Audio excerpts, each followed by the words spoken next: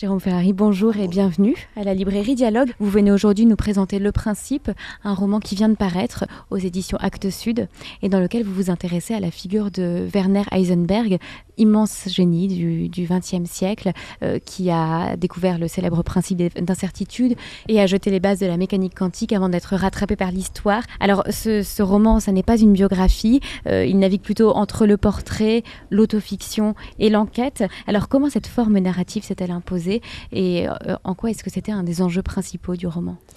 Elle s'est imposée à cause des contraintes que je me suis fixées moi-même, qui étaient assez multiples.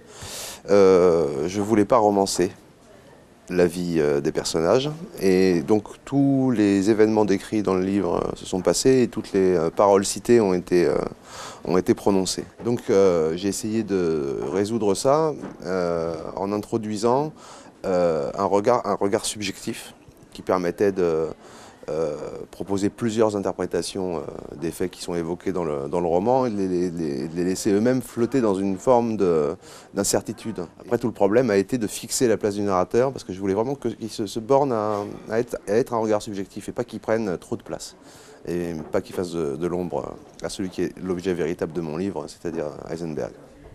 À travers votre roman, vous faites revivre Werner Heisenberg sans toutefois défendre une thèse ou lever les ambiguïtés sur les explications de son choix de rester en Allemagne au moment de la guerre. Alors, ces explications, quelles sont-elles? Quelles peuvent-elles être? Le phénomène intéressant, c'est que quand on regarde les faits avérés des activités de Heisenberg de 1933 à 1945, on peut donner des interprétations radicalement opposées. Donc on a une école historique qui en fait un collaborateur enthousiaste du régime nazi, qui ne se pose pas de questions, qui est tout content d'avoir un poste officiel à l'université et que ça ne dérange pas de travailler sur un programme nucléaire pour Hitler. Et puis à l'autre côté de l'autre côté du spectre, on a des gens qui le présentent comme quelqu'un qui serait resté volontairement pour en quelque sorte saboter le programme nucléaire nazi et qui a donc opéré une sorte d'acte de résistance secret.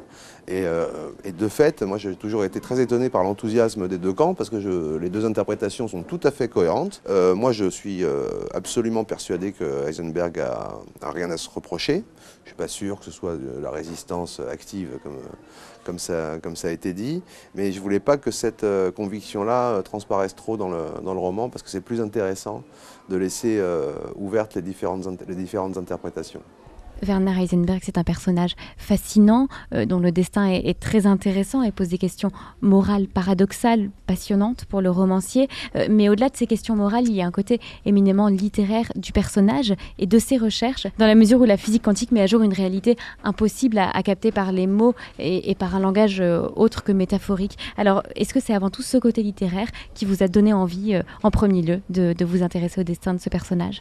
Moi, j'aime pas beaucoup qu'on fasse un usage un peu métaphorique des réalités scientifiques ou des lois scientifiques et qu'on en fasse un peu n'importe quoi. Mais là, j'étais assez tranquille parce que faire venir la physique quantique sur le terrain littéraire, c'est pas moi qui le fais, c'est quasiment au moins les gens qui se réclament de l'interprétation de Copenhague, c'est-à-dire Niels Bohr et Heisenberg. Heisenberg dit explicitement que toutes les contradictions et tous les paradoxes de la physique quantique, dès qu'on quitte le formalisme mathématique et qu'on veut parler de ce qu'on décrit, viennent du fait que le langage le langage et la pensée humaine ne sont pas adaptés pour décrire la réalité telle qu'elle se présente au niveau atomique. Comme si on se fixait une tâche en sachant à l'avance qu'on ne dispose pas des outils adéquats pour la mener à bien. Et je sais pas, ça me paraît être une définition parfaite de ce qu'est une tâche littéraire ou ce qu'est et voilà.